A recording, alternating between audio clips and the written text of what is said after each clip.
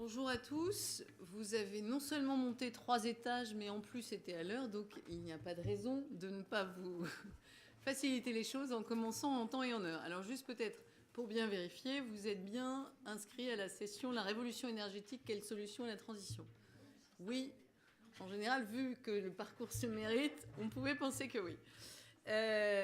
Alors, j'ai juste, avant de évidemment laisser la parole aux 4 intervenants qui sont, dont j'ai la chance d'être entourée, faire juste peut-être un petit cadrage. Vous le savez sans doute, et chaque jour on constate que la nécessité de prendre conscience de la croissance exponentielle de nos besoins énergétiques fait qu'aujourd'hui, la transition énergétique n'est pas un concept, ça devrait être théoriquement, et on va voir pendant le débat que c'est plutôt théoriquement que pratiquement, une urgence sur laquelle chacun à son niveau serait censé travailler, puisque d'ores et déjà nous avons quelques statistiques qui affolent tous les compteurs. La première, imaginez qu'on consomme chaque seconde 390 tonnes d'équivalent pétrole dans le monde. Un tiers, 30% alimenté par le pétrole, un autre tiers, un peu plus par le pétrole et un peu moins par le charbon. Donc ça fait des quantités absolument phénoménales. Et on n'est pas du tout dans une tendance d'inversement, puisque évidemment de plus en plus de pays se développent. Et puis en plus, on a plein de nouveaux joujoux qui sont extrêmement consommateurs. Je ne sais pas combien d'entre vous savent qu'aujourd'hui, dans le monde, 10% de la consommation électrique quotidienne, enfin 10% de nos volumes de production électrique, pardon, sont consommés par ce qu'on appelle l'électronique, ou en tout cas l'industrie de tout ce qui est numérique. Est-ce que vous savez par exemple que l'environnement d'un iPhone consomme beaucoup plus qu'un frigidaire? C'est-à-dire quand vous rechargez votre iPhone, ça peut, ou la Livebox, ou ce genre de choses. Et donc aujourd'hui, à l'échelle d'un foyer, par exemple, on a totalement annulé avec tous nos petits joujoux électroniques ce qu'on a gagné avec les frigidaires ou ce genre de choses qui étaient au départ très consommatrices. Est-ce que vous savez aussi, par exemple, que l'immeuble flambant neuf que Bank of America a fait construire à New York en 2009, qui était absolument éco-conçu sur le papier, en fait, il consomme beaucoup plus que l'Empire State Building, qui a 80 ans de moins, pour une très simple raison, c'est qu'il est truffé d'ordinateurs, de salles de marché, de trade et d'ordinateurs extrêmement puissants qui sont utiles évidemment quand on fait du trading à haute fréquence.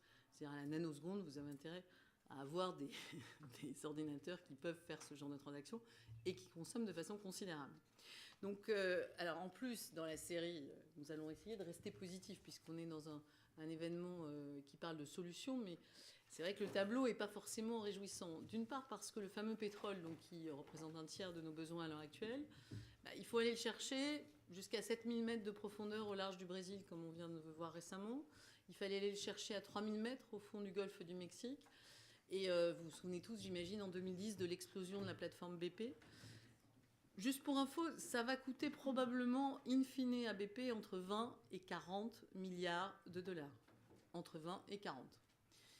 Juste à une entreprise.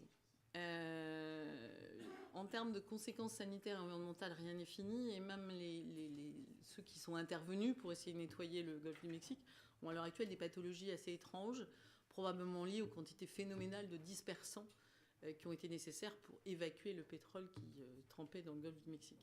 Donc c'est le genre d'accident qu'on risque à 3000 mètres. On le fait à 7000 au large du Brésil, c'est 2 fois plus, et ça fait plutôt 200 fois plus de risques. Sur le nucléaire, je pense que Fukushima a appris à tout le monde, enfin en tout cas à ceux qui en doutaient fortement en France, qu'on peut ne pas du tout maîtriser aucune des conséquences environnementales et sociales d'un accident de cette nature. Il y a 350, je crois, je cherche le chiffre, 300 tonnes d'eau contaminée qui sont déversées chaque jour au Japon. Et personne ne les maîtrise à l'heure actuelle. Donc tout ça fait qu'effectivement, normalement, tout le monde aurait dû se lever d'un seul homme, ou d'une seule femme, je ne sais pas, pour décider de produire massivement des énergies renouvelables. Ces simples statistiques devraient suffire à mobiliser tout le monde. Nous allons voir avec chacun de nos intervenants qu'on est loin de ce genre de choses. Par contre, vous avez ici des divers acteurs qui, chacun à leur niveau, défendent avec passion justement des solutions face à ces problèmes qui sont cruciaux pour notre planète et pour notre avenir. On ne présente plus l'astrophysicien Hubert Reeves. À sa droite, vous avez Jean-Pascal Famba, qui est cofondateur de Solaire Direct et qui donc, assez logiquement, va vous parler d'énergie solaire. À ma gauche, vous avez Philippe Vasseur, qui est le président du réseau Alliance et celui de la Chambre de commerce de la région Nord-Pas-de-Calais, qui est donc l'un des cofondateurs, animateurs et porteurs de la 3e révolution industrielle énergétique dans la région Nord-Pas-de-Calais qui viennent de lancer, donc il va vous expliquer de quoi il retourne. Et à sa gauche, vous avez Fabrice Millet, qui est un entrepreneur d'avenir réseau qui a organisé l'événement d'aujourd'hui, et puis qui vous expliquera lui plutôt comment il travaille dans l'entreprise familiale sur la notion de bâtiments qui consomment le moins possible à travers la conception des portes et des fenêtres qui permettent de limiter cette consommation d'énergie. Alors juste avant, et je promets après de leur laisser la parole, puisque je suis là pour animer simplement, mais au départ, il devait y avoir le ministre du Développement durable qui devait un peu expliquer où on était à la transition énergétique française. Alors je ne remplace pas le ministre du Développement durable, mais je vais vous faire un petit tableau de où on en est. Alors concrètement, là aussi, c'est un peu préoccupant. On est quand même à 88% de notre déficit commercial qui est lié à nos besoins énergétiques et au fait qu'on en exporte énormément. 88%, ça devrait normalement là aussi créer une mobilisation forte. Alors, évidemment, du coup, la transition énergétique est d'abord devenue un vocabulaire relativement employé, même si au fond, je pense que si on faisait un micro-trottoir ici, la plupart des Français ne savent pas très bien qu'est-ce qu'on met derrière ce mot. Et je ne suis pas sûre d'ailleurs que l'ensemble des gens qui sont en charge de ces sujets savent bien aujourd'hui de quelle transition on parle, de quelle énergie on parle, de quel scénario on parle et de quelle trajectoire on parle, qui sont quand même les 4 sujets principaux.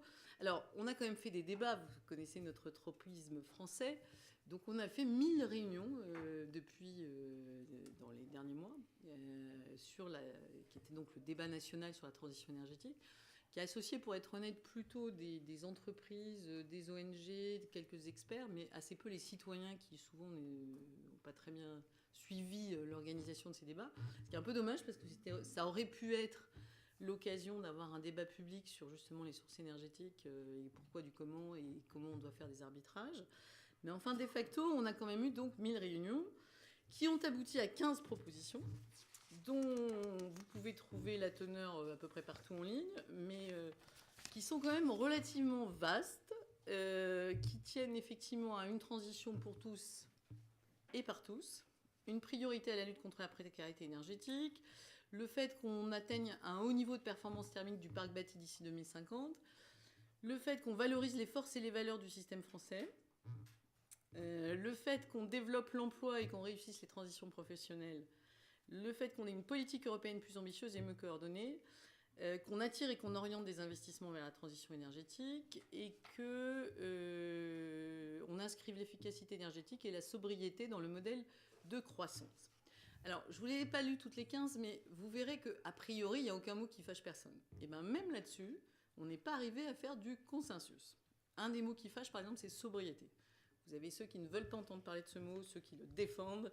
Donc déjà, vous voyez que la France est sur une bonne dynamique, où à part se castagner, on a un peu de mal à se mettre d'accord sur les scénarios vers lesquels on va. Mais je ne blague pas, en plus c'est vrai. C'est-à-dire qu'on a ces 15 propositions ont fait l'objet de commentaires et on a inventé un nouveau mot qui est le dissensus. C'est-à-dire que ces propositions, c'est écrit dans les documents officiels, font l'objet de dissensus. Mais on voit bien qu'il y a quand même une idée qu'il faut y aller. Alors, il faut y aller vers où ? Ça, c'est un autre sujet, puisqu'on ne connaît ni le rythme, ni le mode d'emploi, ni effectivement les énergies qu'on est censé privilégier. Par contre, il y a une chose sur laquelle à peu près on est au clair depuis la conférence environnementale de septembre, c'est la rénovation thermique des bâtiments. Donc c'est la proposition numéro je ne sais plus combien, mais qui, là par contre, on a des objectifs qui ont été posés, on a tout un dispositif qui est en train de se mettre en place et qui est vraiment autour de la notion de performance thermique des bâtiments et d'éco-rénovation. Et là aussi, on va y revenir. Donc, alors après, sur l'avenir, on a normalement, on attend depuis le mois d'avril la publication du livre blanc sur le financement de la transition énergétique, qui pourrait donner des pistes.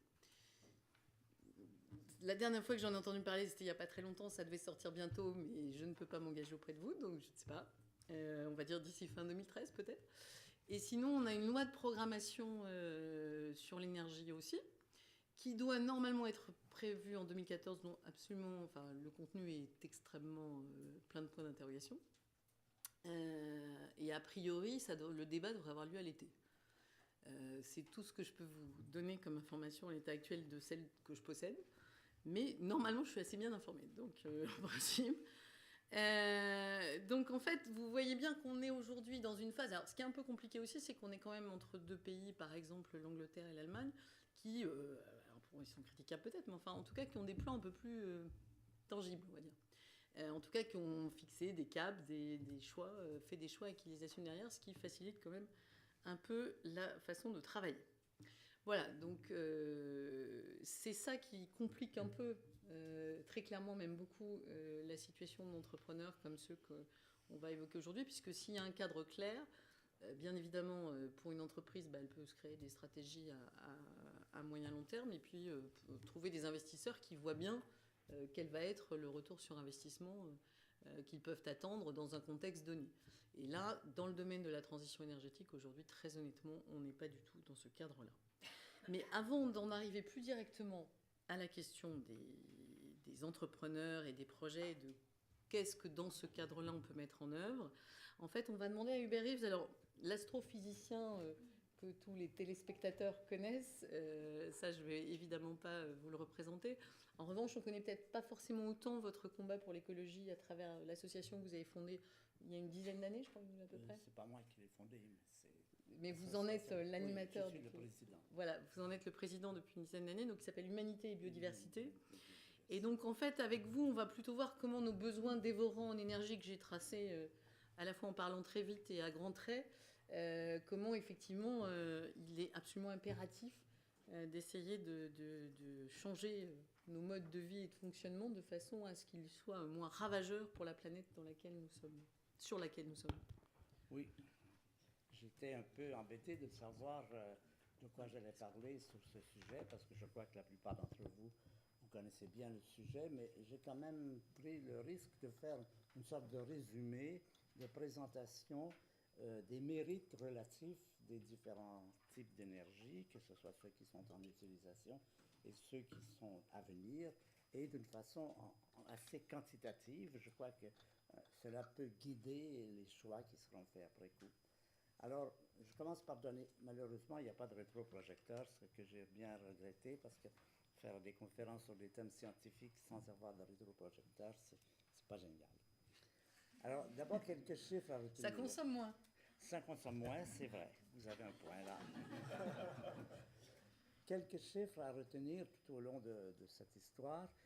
On va parler à l'échelle mondiale et on va dire quelle est la puissance énergétique utilisée par l'ensemble de l'humanité aujourd'hui.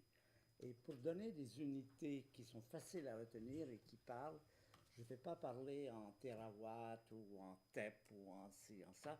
Je vais parler en termes de réacteurs nucléaires, l'équivalent réacteur nucléaire.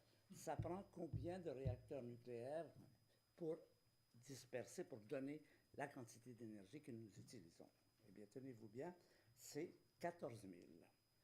Il y a à peu près 500 réacteurs sur la planète, mais ce que nous utilisons en charbon, en gaz naturel et tout ça, ça équivaut à peu près à 14 000 réacteurs nucléaires, 14 000 térawatts pour ceux qui sont familiers avec ces unités. Mais j'aime bien l'image, dans votre tête, vous pensez à un réacteur nucléaire, c'est 1 gigawatt à peu près, donc 14 000. Eh bien, voilà, donc l'humanité utilise 14 000 réacteurs nucléaires, c'est ce que nous utilisons en ce moment. Le Soleil nous en envoie sur la Terre 10 000 fois plus. Donc, l'énergie solaire, c'est récupérer un 10 millième de ce que le Soleil envoie sur la Terre. Ça a l'air peu, en fait, c'est beaucoup, et ça, c'est un des points sur lesquels je vais revenir. L'autre élément important, c'est que notre puissance énergétique, celle dont nous parlons, des 14 000 térawatts, double à tous les 30 ans. C'est là que vous voyez un des points majeurs des problèmes aujourd'hui. Vous savez ce que c'est qu'une exponentielle. Si on double à tous les 30 ans, combien de temps ça prend avant qu'on utilise, potentiellement, bien sûr, ce n'est pas possible, toute l'énergie qui tombe sur la Terre? Eh bien, 200 ans. C'est rien du tout à l'échelle de l'humanité. Il est évident qu'un des problèmes majeurs aujourd'hui, c'est de freiner rapidement la croissance de la dépense énergétique.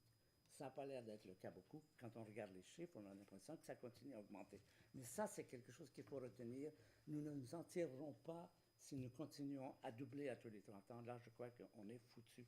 C'est clair, on arrive aux limites de ce que la planète peut supporter. Donc ça, il faut retenir, derrière tout cela, il faut limiter, et là vous nous inquiétez avec ce que vous nous racontez sur l'informatique, et vous avez raison, c'est vrai que ça augmente très vite et qu'il faut en tenir compte. On arrive aux limites de ce qu'on peut utiliser sur la Terre. Alors, je vais parler des sources conventionnelles et des sources à venir, et je vais mentionner par exemple le fait que les sources conventionnelles, le pétrole, le gaz naturel, l'uranium-235. Alors, je vais séparer uranium-235 et 238. Uranium-235, ce sont les réacteurs qui sont en opération aujourd'hui avec des neutrons lents. Les surgénérateurs utilisent l'uranium-238. Alors, je commence par l'uranium-235, puisque les trois sources que nous utilisons jusqu'ici en majorité, c'est le pétrole, le gaz naturel, l'uranium-235 et le charbon. Il est clair maintenant que les trois premières, l'uranium-235, le charbon et le gaz naturel, seront bien épuisés à la fin de ce siècle. Le réacteur nucléaire 235 aussi, ça on ne le dit pas beaucoup. Il n'y a pas beaucoup plus de réserves d'énergie pour les réacteurs à neutrons lents que de pétrole ou de charbon. Ça on nous le cache, mais les chiffres ne mentent pas, les chiffres vous le disent. C'est à peu près la même chose, épuisement dans 50 ans, 60 ans. Alors évidemment, il y a le gaz de schiste, mais qui va même pas doubler, qui représente vraiment une addition assez peu importante, même si on l'utilisait partout, aux énergies conventionnelles. Et l'uranium océanique que le CEA vante en disant « Ah, il y a l'uranium dans l'océan », eh bien, je crois que s'il faisait des petits calculs, il verrait que c'est une source qui est complètement négligeable parce que la possibilité d'aller le chercher et de l'utiliser, il est là, il y en a plein, mais il faut aller le chercher. Eh bien, c'est gigantesque, c'est des projets absolument pharaoniques. Il faudrait filtrer à peu près 200 fois le débit du Rhône. Vous imaginez un peu ce que ça donnerait. Donc, je crois qu'on peut dire ceci, il faut, à l'échelle d'un demi-siècle et un siècle, à la limite, penser que ces sources conventionnelles sont épuisées. Le charbon peut aller un peu plus loin, peut aller jusqu'à 200 ans, mais pas plus. Ces sources sont épuisées. Donc, il faut faire des choix. Qu'est-ce qu'on va utiliser à l'avenir? Alors, il faut établir des critères pour les choix. Et j'ai sélectionné 6 critères de choix pour trouver une bonne source d'énergie, qui sont d'abord la première, qui est évidente, la faisabilité. Ça veut dire en tirer plus d'énergie qu'on en injecte. Et ça, c'est le problème avec la fusion contrôlée. Aujourd'hui, on ne sait pas faire ça. Le projet ITER qui se développe en ce moment a pour but de vérifier la faisabilité, c'est-à-dire en tirer plus d'énergie qu'on en injecte. Et en fait, il faut en tirer beaucoup plus, mais même à la limite en tirer autant. Et on s'aperçoit que c'est très incertain. Personne aujourd'hui ne sait si la fusion contrôlée deutérium-tritium qui se développe autour de Cadarache en ce moment va être rentable. On saura peut-être dans 10 ou 20 ans qu'il faut la mettre à la poubelle. Ça ne donne rien. Ça, c'est important de le dire. On ne nous le dit pas. Là. Je vous dis des choses que vous ne verrez pas dans tous les journaux. Mais c'est une question qui est importante et qui est comme ça. Alors, donc, la rentabilité. La durabilité, ça veut dire quoi? Est-ce que les réserves avérées sont suffisantes à l'échelle de l'humanité? Et ça, c'est un autre point important. Il faut quitter l'esprit de « après moi le déluge ». Si on trouve quelque chose, on s'en sert, puis c'est tout. On se fiche de ce qui se passe après. Il faut quitter l'idée de « on trouvera bien autre chose ». Peut-être on trouvera bien autre chose. Peut-être on ne trouvera pas autre chose. On ne peut pas bâtir une économie sur des idées, sur des incertitudes comme on trouvera bien de nouvelles sources. C'est vrai qu'on en a trouvé. Le siècle dernier, on a trouvé le nucléaire. Est-ce qu'on en trouvera d'autres? A priori, en physique, on ne voit pas, mais la physique est limitée, ça peut changer, il peut y avoir de nouveau. C'est intéressant de se dire ça, mais on ne doit pas compter là-dessus d'une façon ferme. Et quelle est l'échelle de temps de l'humanité? Eh bien, l'humanité existe depuis 200 000 ans. C'est des dizaines de milliers d'années. Il faut compter à long terme. Il faut compter sur des sources d'énergie qui sont valables à long terme. Et long terme pour l'humanité, c'est des dizaines de milliers d'années. Rappelez-vous que les Égyptiens, c'est seulement 4000 ans dans le passé. Rome, c'est 2000 ans. C'est rien du tout. On doit avoir en mémoire cette idée qu'une source d'énergie doit être durable à long terme et qu'on ne recommence pas l'erreur qu'on a fait au 20e siècle. Qu'est-ce qu'on a fait au 20e siècle, 19e siècle? On a découvert le pétrole. On a dit formidable, il y a une quantité de pétrole fantastique, on s'est plongé dans le pétrole. Toute notre industrie, notre économie est basée sur le pétrole. Puis, on va dire, ah ben oui, mais il n'y en avait pas tant que ça. Maintenant, on arrive au bout. Vous voyez, c'est ça, penser à long terme, c'est quand on se lance dans quelque chose, prévoir à long terme et pas simplement de se retrouver dans quelque temps. Ah ben, on a épuisé le pétrole, maintenant on a épuisé l'uranium, maintenant on a épuisé. Vous voyez, ce genre d'attitude un peu légère que les humanités aiment bien, surtout quand on est dans l'esprit de après moi le déluge, on dit, moi je m'en fiche, je ne serai plus là, je m'en fiche. Bon, ça, je crois que c'est irresponsable de la part des humains. Il faut compter sur cette question de la durabilité à l'échelle de l'humanité, c'est-à-dire des dizaines de milliers d'années. Rentabilité, faisabilité, rentabilité, durabilité, sécurité. Alors évidemment, la question des risques d'accident. Est-ce qu'on peut prendre le risque d'avoir des accidents? Moi, je pense qu'une leçon de Fukushima, il faut tirer la leçon suivante. Comment il se fait qu'au Japon, où il y a parmi les meilleurs techniciens à l'échelle mondiale, des gens qui sont très forts en génie, en électronique, comment se fait-il qu'on a décidé de mettre des réacteurs nucléaires dans une des régions les plus instables, les plus agitées sur le plan des séismes de la planète, et qu'on a mis pour protéger ces réacteurs des petits murets de 6 mètres de haut, alors que tout le monde sait, on savait que les tsunamis, ça fait des vagues de 20 mètres. On en a eu une, 2, 3 ans auparavant. Comment ça se fait? Comment on peut expliquer ça? Eh bien, je crois que l'explication est simple. C'est que sécurité et profit ne font pas bon ménage. Il y a toujours la tentation des profits et pour accroître les profits, on est prêt à prendre des risques en se disant « Oh, ça arrive une fois sur 1 million, ça arrive une fois sur 1 milliard. » Bien, ça arrive. Ce jour-là, c'est arrivé. On a appris que c'était arrivé. Tout ce que personne considérait comme tellement improbable que c'était... Eh bien, c'est arrivé. Donc, sur ce plan-là, là aussi, il faut... Sécurité, c'est important. Alors, ça fait 4. La 5e, c'est la propreté. Évidemment, des déchets contrôlés. Le problème des déchets aujourd'hui, comme vous savez, il n'est pas encore réglé. Le président Obama vient d'interdire le mont Yucca, qu'on considérait comme la plus importante, la seule source vraiment disponible pour les États-Unis. C'est interdit. Ils ne savent pas plus que nous, dans le fond, ce qu'ils vont faire de leurs déchets. Ça reste une question. Il faut un faible impact environnemental et en particulier, il faut des réacteurs ou des appareils recyclables.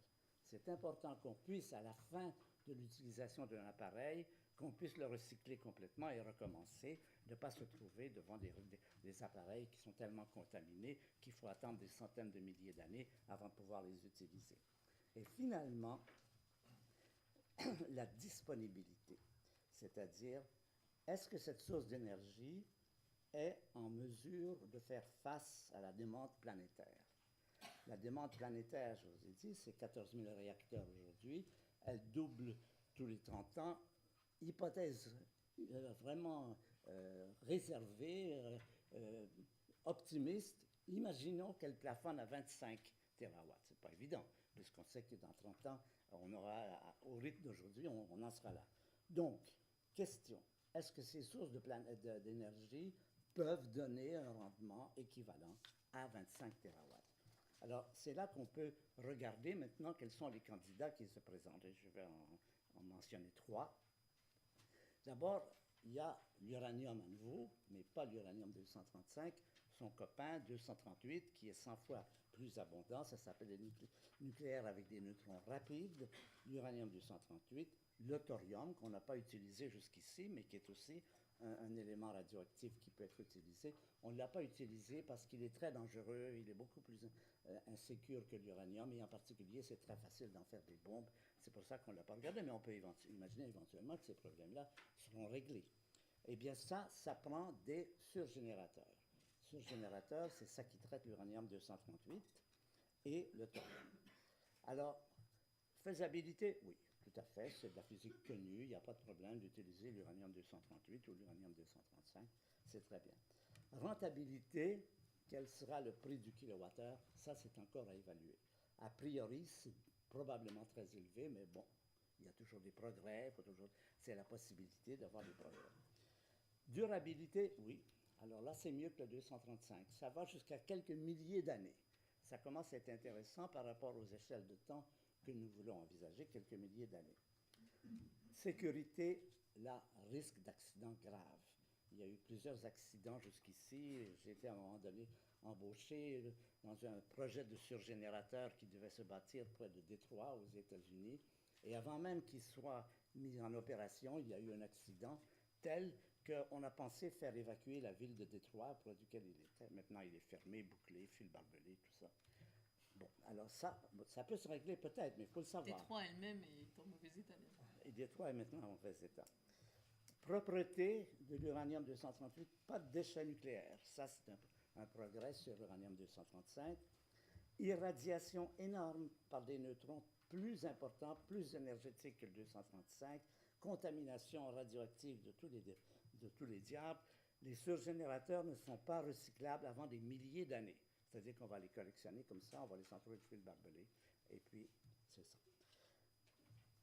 Et un autre problème qui se présente vis-à-vis des surgénérateurs, c'est le réchauffement des eaux qui sont utilisées pour refroidir les réacteurs. On a déjà ce problème avec le Rhône. On a remarqué que la température du Rhône a augmenté à cause des quelques réacteurs qui se trouvent près du Rhône. Si on en bâtit comme il faudra des milliers, ça va être vraiment un problème majeur qu'il faut envisager. Toujours, il faut envisager les événements à long terme, pas immédiatement, tout de suite. Disponibilité. En ce moment, il n'y a aucun surgénérateur en fonction aujourd'hui dans le monde. Il y en a un au Japon qui est bloqué parce qu'il y avait des problèmes majeurs. En France, il y a eu le Cresmalville et un ou deux autres qui ont été aussi arrêtés pour des raisons politiques, mais qui étaient déjà très, très problématiques. Il y a des prototypes à l'étude et disponibilité, il en faudrait là aussi des milliers. Un surgénérateur, ça fait également comme un réacteur habituel, 1 gigawatt, il en faudrait encore des milliers. Donc, voilà un peu le bilan de l'énergie des surgénérateurs. La durabilité, OK, la faisabilité, OK, et puis je vous ai donné les autres éléments. Et finalement, j'en viens aux énergies dites renouvelables.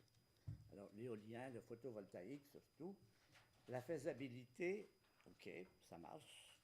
La rentabilité, ça marche aussi. La durabilité, c'est la durée de vie du Soleil, des milliards d'années. Là, on commence à parler de choses intéressantes. La sécurité, il n'y a pas de risque d'accident majeur avec des moulins à vent et des cellules photovoltaïques, ça marche très bien. Propriété, pas de déchets, faible impact environnemental et entièrement recyclable à tout instant. Donc, dans tous des éléments positifs. Élément négatif pour les énergies renouvelables, c'est qu'elle est insuffisante. Aujourd'hui, il y a d'installer sur la planète l'équivalent de 300 réacteurs. Rappelez-vous qu'il en faut 14 000. Vous voyez qu'on est loin du compte. Donc, il y a ce problème. On n'est pas prêt. On n'a pas l'efficacité qu'il faut en ce moment pour recueillir l'énergie, le 1/10 de l'énergie solaire dont je vous ai parlé.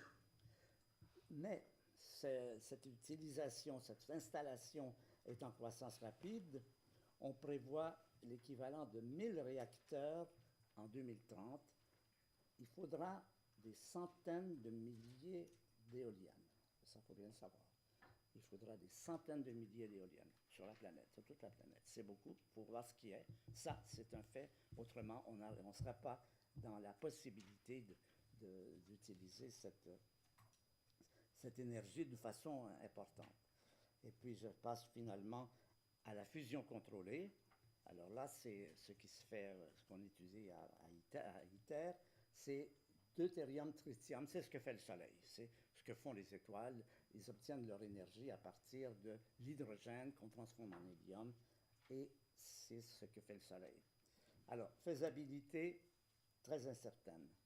La génération d'énergie à l'échelle requise est encore à démontrer. c'est le projet d'ITER. Il ne faut pas oublier cette phrase. Attendez, oui. Cette phrase, ne vendez pas la peau de l'ours avant de l'avoir tué. Rentabilité, prix du kilowattheure inconnu. Durabilité. Alors, c'est là qu'il y a un problème dont on ne parle pas non plus. C'est qu'il faut du tritium. Le tritium, c'est un hydrogène lourd. Le tritium, c'est radioactif. Il n'y en a pas dans la nature. Il faut le fabriquer. Comment est-ce qu'on le fabrique? On le fabrique avec du lithium, en bombardant du lithium avec des protons. Le problème, c'est que du lithium, il y en a une bonne quantité dans le monde. Il y a à peu près 13 millions de tonnes. Mais le problème, c'est que le lithium, ça, vous en avez vu ça dans vos journaux, il est utilisé pour la fabrication des téléphones portables, encore on se retrouve là-dedans, des batteries. Et aujourd'hui, on évalue que le lithium terrestre sera épuisé dans 500 ans. Voilà, c'est un peu court, mais si cette utilisation de lithium n'augmente pas très vite ce qu'elle est en train de faire, justement. Donc ça, c'est un des problèmes. Le problème de durabilité de la fusion contrôlée, c'est ça. Alors, sécurité, vraisemblablement, peu de risques d'accident. On ne voit pas comment il y aurait des accidents sur la fusion contrôlée. Propreté, pas de déchets, c'est encore bien. Irradiation massive de neutrons, comme pour l'uranium-238. Contamination radioactive, même chose, on ne peut pas démanteler avant des milliers d'années. Disponibilité sur la planète, il n'y a aucun réacteur à fusion contrôlée qui marche aujourd'hui, sauf dans les étoiles. Il faudra en construire des milliers. Alors, je termine sur ma recommandation personnelle. On a le droit de ne pas être d'accord. C'est ça qui est intéressant dans les discussions, c'est qu'on peut avoir des débats et chacun apporte son point de vue. Pour ce qui est des subventions requises pour réussir la transition énergétique, parce qu'il va falloir beaucoup de subventions, quel que soit ce qu'on prend. Les subventions les plus rentables sont celles qui vont au développement des énergies renouvelables. Je crois que vous avez vu d'après l'analyse que j'ai faite, c'est assez clair maintenant qu'un euro dépensé sera mieux dépensé pour les renouvelables que pour n'importe quelle des autres formes d'énergie. Voilà. Merci. Merci.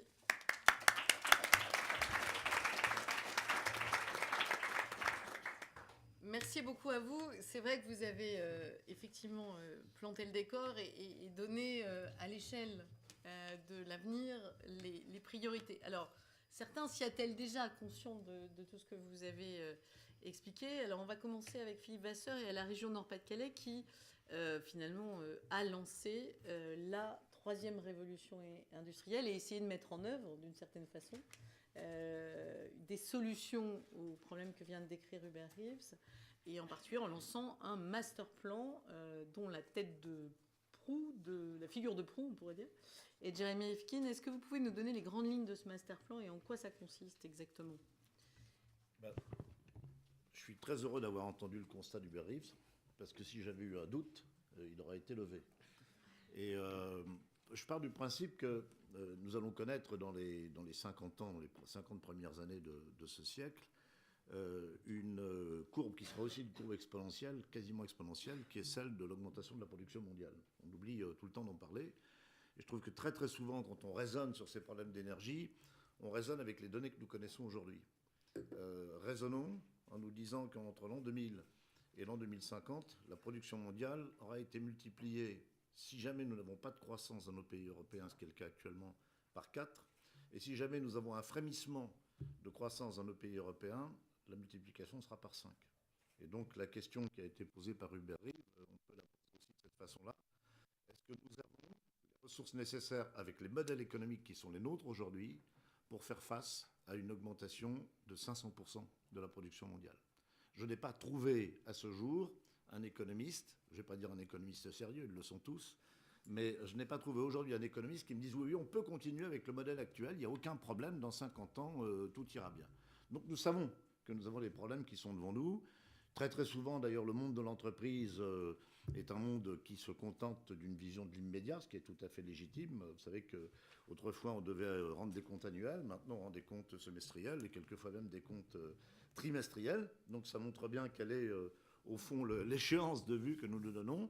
Et ceux qui s'intéressent à une autre notion, qui est la notion d'abord de la durabilité de l'entreprise, mais également de la durabilité d'un territoire, sont obligés de se dire qu'il faut qu'on trouve de nouveaux modèles économiques. Alors nous, on aurait pu prendre Hubert-Reeves, hein, mais nous sommes tombés sur, disons, un homme, alors je ne sais pas comment vous dites, une figure de proue, moi je vais dire un totem, parce qu'on a besoin quelquefois de totem. C'est le totem, c'est un peu le monolithe autour duquel les gens se rassemblent. On n'est pas d'accord hein, pour travailler ensemble, mais quelquefois autour du totem on se retrouve, on fume le calumet de la paix. Et on a pensé que la présentation qui était faite par Jérémy Rifkin, avec son côté quelquefois un peu théâtral, sa façon de s'introduire un peu chez les gens de ce monde, pouvait nous être utile pour nous rassembler et pour que nous construisions avec lui une perspective pour l'avenir d'une région qui, je le rappelle, est une région qui souffre parce que nous avons constaté avant les autres que les ressources du sous-sol n'étaient pas inépuisables. Cette région a été la plus grande région industrielle de France. On disait, c'est l'usine de la France. On avait le charbon. Et le charbon était à l'époque l'énergie largement dominante. Nous fournissions 55% du charbon consommé en France. Le Pérou, le pactole. Ça a employé des dizaines et même des centaines de milliers de personnes qu'on a fait venir d'un peu partout, de Pologne, d'Italie, etc. Et puis un jour, le charbon s'est arrêté. Et on n'y croyait pas, on n'y avait pas cru. Je me souviens même, sans engager de débat polémique, d'un Premier ministre originaire de la région du Nord qui avait dit « nous allons relancer l'extraction charbonnière ». Et on a même embauché 3000 mineurs, qu'on est allé chercher ailleurs parce qu'on n'en trouvait plus chez nous, pour relancer l'extraction charbonnière, c'était dans les années 80. Et le dernier puits de mine a été fermé au début des années 90. Donc on sait que ça ne dure pas toujours. On sait que les énergies fossiles, un jour, sont amenées à disparaître. Et on s'est posé la question en disant, bon, on a été les champions de la première révolution industrielle, on a été mis à mal par la deuxième, je viens d'en parler, on n'a peut-être pas le droit de rater la troisième révolution industrielle. Et donc nous avons regardé parmi les différentes théories qui étaient présentées, notamment celle de Jérémy Rifkin, qui consiste à dire que nous allons, et je rejoins Hubert-Reeves, sans avoir sa compétence. Je ne me permettrai pas de discuter avec lui sur des sujets sur lesquels je suis complètement ignorant, mais nous pensons qu'il y a un problème qui se pose, qui est un problème énergétique. Aujourd'hui, dans le monde dans lequel nous vivons, un monde sans énergie, c'est dur. Il faudrait qu'on revienne, et je pense que les populations ne sont pas prêtes, pas dans ce pays, pas dans les autres non plus d'ailleurs. Il suffit de regarder ce qui se passe dans des pays asiatiques ou en Afrique où il y a une volonté de profiter d'une élévation des conditions de vie, des niveaux de vie. Et nous pensons donc que l'avenir appartient probablement aux énergies renouvelables, c'est-à-dire celles qui présentent toutes les caractéristiques et tous les avantages que vient d'évoquer Hubert-Reeves, et que nous avons des capacités, avec les technologies qui existent aujourd'hui, de répondre à un certain nombre de contraintes et un certain nombre d'obstacles que l'on connaissait jusqu'à présent. Et principalement d'ailleurs sur la répartition de l'énergie. L'énergie renouvelable, c'est bien. Après ça, comment la répartit-on? Et la conjonction des énergies renouvelables et des technologies de réseau type Internet que nous connaissons, et on peut parler quelquefois de façon un peu rapide de l'Internet de l'énergie, peut nous permettre de développer un nouveau modèle économique. Et donc c'est ce que nous avons essayé de faire dans la région, de bâtir de façon très très collective. Je vais dire que le miracle est celui du consensus, pourvu que ça dure. Mais nous avons essayé de bâtir, donc, avec Jérémy Rifkin, mais aussi avec nos propres forces, avec notre propre intelligence, un plan qui soit un plan stratégique. Allez, que sera cette région en 2030, en 2040, en 2050, mais en faisant en sorte surtout que nous puissions démarrer dès maintenant, c'est-à-dire dès le début de l'année 2014, cette évolution économique, cette transition vers de nouveaux modèles économiques, je dis nouveaux modèles économiques plus que transition énergétique, en bâtissant, et puis je crois que j'aurais fait le résumé, en bâtissant notre plan autour des 5 piliers qui sont évoqués par Jérémy Rifkin dans sa théorie sur la troisième révolution industrielle: énergie renouvelable, bâtiments producteurs d'énergie, stockage de l'énergie, réseau intelligent, mobilité douce, auquel nous avons ajouté de notre propre chef 3 autres piliers. Efficacité énergétique, parce qu'on peut commencer par l'efficacité énergétique. Avant de se préoccuper de savoir comment on va produire davantage d'énergie, on peut aussi se demander comment on peut en consommer moins. Économie de la fonctionnalité et économie circulaire, sujet qui a été évoqué par Hubert Reeves il y a quelques instants. Et voilà, c'est sur ce nouveau modèle économique que nous essayons de projeter notre région, parce qu'il nous semble que c'est à l'échelle d'un territoire, 4 millions d'habitants, 2,2% du territoire national, que l'on peut faire l'expérimentation de cette troisième révolution industrielle. Alors, est-ce que cette révolution nécessite des moyens spécifiques? De quelle ampleur? Et comment allez-vous le financer? Et dernière chose, peut-être, est-ce qu'on peut donner un exemple concret du type de projet que ça recouvre? On commence par quoi? Par l'exemple de projet ou par, Allez, on va commencer par l'exemple de projet. Exemple de projet. Bon, alors, les projets qui sont les plus spontanés, ceux qui viennent en premier, c'est les projets qui tournent autour du bâtiment. C'est tout à fait légitime. Alors on a des projets, il y a un plan sur la région qui consiste à dire on va rénover, faire de la rénovation thermique pour 100 000 logements, c'est pas rien.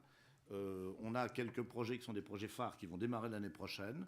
Un projet dans l'ancien bassin minier, un projet dans la métropole lilloise, qui sont des projets de ce qu'on appelle des territoires à énergie positive, où les 8 piliers que je viens d'évoquer vont se retrouver à l'échelle de cités qui vont comporter entre 500 et 600 logements. Ça, c'est un premier point. Deuxième point, nous avons un groupement de 12 entreprises qui ont décidé de mettre en place, enfin de développer plutôt, pas de mettre en place, de développer une filière de recyclage du papier. Il paraît qu'on lit encore des journaux, enfin moi ça m'arrive qu'on a encore besoin de papier. Alors nous on a un système qui est un système assez intéressant. On collecte les vieux papiers, donc les vieux papiers recyclés, et on en envoie la majeure partie en Chine. Comme ça, après ça, la Chine peut nous renvoyer du papier. Bah oui, parce que vous avez des containers qui arrivent, ils viennent de Chine, avec des objets que vous allez acheter pour Noël, des boules pour les sapins, etc., qui sont made in China. Pas que, j'espère, enfin bon. Et puis les containers, ils repartent à vide, donc c'est embêtant des containers qui repartent à vide, et même, il paraît que c'est pas bon pour l'équilibre des bateaux. Donc on met du papier dedans, des vieux papiers dedans. Et donc on les envoie en Chine, on les traite en Chine, et ils reviennent chez nous. Bon, il n'y a pas de problème, ça fait partie des échanges, et c'est tout à fait légitime. Sauf que on a pensé que si on avait une notion de circuit court, si on était capable de développer une filière qui soit une filière d'économie circulaire sur le papier, c'était générateur d'emplois. Je n'ose pas vous dire le chiffre qu'ils ont évoqué parce que je n'y crois pas moi-même. Mais voilà, 12 entreprises qui vont monter une filière, qui sera une filière de production de papier à partir de matières récupérées dans la région. C'est un excellent exemple. Puis dernier exemple, je peux encore un exemple. On a une toute petite boîte chez nous, une petite boîte d'une vingtaine de salariés, vous voyez, une PME, hein, et ils fabriquaient des machines pour la teinture textile, pour teindre le textile. Bon, le textile, je ne vous fais pas un dessin, pareil, hein, chez nous, le textile, sidérurgie, charbon, tout ça a foiré. Et donc, les machines textiles, il n'y avait plus besoin de machines pour teinture textile. Alors, il s'est creusé la tête, et il a trouvé un moyen, il a dit, il y a un problème à côté de chez moi, là, c'est que les déchets hospitaliers, on les incinère. Et ça provoque des problèmes de pollution, le voisinage n'était pas content. Lui, il a inventé un truc qui consiste à stériliser et à broyer les déchets hospitaliers. Personne n'y croyait au départ. Il a réussi à franchir, je vous la fais courte, hein, il a réussi à franchir tous les obstacles, à faire valider sa machine. Et aujourd'hui, il en a vendu 300 dans 65 pays du monde. Il exporte 80% de sa production. Donc c'est une success story exemplaire.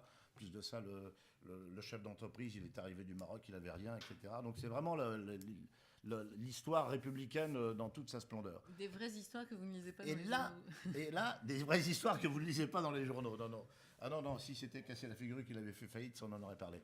Mais, et là, il a inventé un système. Vous savez, il y a un ministre de l'Agriculture qui, confronté au problème de la vache folle, a ordonné qu'on détruise un certain nombre de ce qu'on appelle des matériaux spécifiés, c'est-à-dire des sous-produits d'abattoir, on va dire ça comme ça, en principe des déchets d'abattoir. Donc aujourd'hui, on les brûle. On les brûle, ça coûte cher, on les brûle, ça pollue, etc. Donc il a inventé un système qu'il a fait breveter, qui permet de récupérer à travers ces déchets d'abattoir, il fait de la méthanisation. Donc il fait de la méthanisation, il produit de l'énergie. Et avec ce qui reste, il fait du compost. Économie circulaire, c'est parfait. Voilà, 3 exemples parmi d'autres, il y en a beaucoup d'autres. Alors les moyens. Voilà. Les moyens. Non mais il ne fallait pas me lancer là-dessus, Anne-Catherine. Tout est de ma faute. J'en ai 25, hein, comme ça, si vous voulez. Et puis il en reste tous les jours. Vous pourrez avoir Philippe Vasseur à l'issue de son intervention. Pour Les moyens, l'instant, alors, les moyens, de l'argent, il y en a. Pas beaucoup, mais il y en a. Il y a un peu d'argent. La question de savoir s'il est bien utilisé, ça, c'est autre chose. Mais de l'argent, il y en a un peu, un peu. Donc, il y a des moyens qui sont des moyens qu'on peut flécher, mobiliser. Mobiliser sur la troisième révolution industrielle en Nord-Pas-de-Calais. Prenez par exemple les moyens que peut mettre l'ADEME à disposition. On les a vus, on a vu Bruno Legevin. Plus de ça, il est dans le Pas-de-Calais, ça facilite les choses. On peut avoir de l'argent public. De l'argent public qui vient de l'État, un petit peu. De l'argent public qui vient des collectivités locales, aujourd'hui. C'est-à-dire nous travaillons avec les collectivités territoriales, conseils régionaux, conseils généraux, communautés urbaines et agglomérations. Et puis, il y a de l'argent à l'Europe. L'Europe est en train de renégocier son budget pour les années 2014-2020. Et il y a au sein du budget européen une politique qui s'appelle le Fonds européen de développement régional, pour lesquels le Conseil régional, avec le concours de l'État, va flécher ses crédits publics vers la troisième révolution industrielle. Mais je suis un incorrigible, je crois à la vertu de l'entreprise. Et je pense que toute politique publique ne marche que si jamais il y a de l'initiative privée. Et nous avons souhaité ajouter un dispositif qui soit un dispositif purement privé, des dispositifs purement privés, faisant appel à l'épargne des habitants de la région. L'épargne financière, c'est-à-dire non immobilière, de la région Nord-Pas-de-Calais, c'est 200 milliards d'euros. 200 milliards d'euros. C'est pas rien. Hein, pas rien. Bah, vous savez, même dans les régions pauvres, les gens épargnent. Et même quelquefois, plus on est pauvre, plus on épargne. En prévision de ce qui peut se passer. Et donc, nous allons proposer, pour que les habitants de cette région s'approprient cette transition, ce nouveau modèle économique, retrouvent une forme de volonté, de dynamisme et d'espérance, on va leur proposer d'investir. 4 façons. Enfin, il y en a 3 qui les concernent directement et une un peu moins. Première façon, elle est facile, on va mettre ça en place dès janvier 2014. C'est ce qu'on appelle le crowdfunding. Technologie d'Internet, vous avez des projets. Mon gars, là, Ecodas, là, qui a le projet de faire des traitements de déchets d'abattoir, vous y croyez, eh bien allez-y. Vous avez la possibilité de financer. Ça, on va faire, disons, une sorte d'appel. Et n'importe qui peut arriver, 50 euros, 100 euros. C'est bon à prendre. Premier projet. Deuxième projet, je trouve que je travaille un tout petit peu avec le secteur bancaire, que j'essaye de les convaincre, que l'on peut créer des livrets. On a la possibilité. La banque peut le faire. N'importe quelle banque peut le faire. On ne peut pas créer des livrets défiscalisés. Mais le problème, il n'est pas là. Vous savez, quand vous avez une rentabilité, un taux d'intérêt d'1,25%, le fait qu'il soit défiscalisé, je ne pense pas que ce soit ça qui soit motivant. En revanche, je vous dire, on va vous mettre du 1,25%. Il ne sera pas défiscalisé, mais vous aurez contribué à créer de l'emploi à côté de chez vous. Je crois que c'est quand même beaucoup plus attractif. Donc, création de livrets qui sont des livrets d'épargne dédiés au financement de la troisième révolution industrielle. C'est tout simple. Hein. Pardon ? Non. Non. Attendez, je connais le livret de développement durable, excusez-moi. Attendez. Je pense qu'à un moment donné, il ne faut pas penser sous prétexte de l'argent et de profit amorcer une révolution. Non, vous pensez à quoi quand vous dites que ça existe ? Non, mais... Attendez. Non, mais je connais... Attendez, madame, je travaille dans la banque. Non, mais j'ai travaillé 11 ans dans la banque, je connais parfaitement le sujet, et j'ai en l'occurrence piloté l'ISR pour HSBC. Donc je connais Non, mais... Je connais et Je peux m'expliquer ? pas en question, mais j'ai la parole, donc j'en profite. Bon. non, mais on ne vous l'a pas donné, madame.